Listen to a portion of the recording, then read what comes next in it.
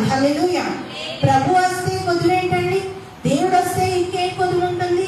ప్రభు మనలో ఉంటే ఇంకేం కొదువు ఉంటుంది? మన బాధ కలిగితే ఎక్కడ బాధపడతాం? మనస్సులో బాధపడతాం కదండి. ఏదైనా చింత వచ్చింది, అప్పుడు ముందు మన హృదయం గాయమైపోతూ ఉంటుంది. మన హృదయం ఎంతో కన్నీటి పర్యంతం అవుతుంది. మన బాధ కళ్ళల్లో నీరు వల్ల బయటకు వస్తుంది. ఒకవేళ నీ హృదయంలో దేవుడు అంటే నీ బాధ ముందు ఎవరికి తెలుస్తుంది? దేవుడికి తెలుస్తుంది. హల్లెలూయా.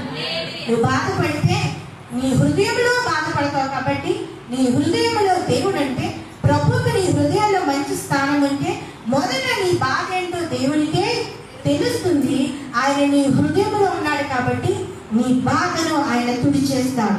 నీ జీవితానికి నెమ్మదిని ఆయన కలుగజేస్తాడు. కాబట్టి మార్త వలె మరియ వలె దేవుణ్ణి మొదట నీ ఇంటికి చేర్చుకోవాలి.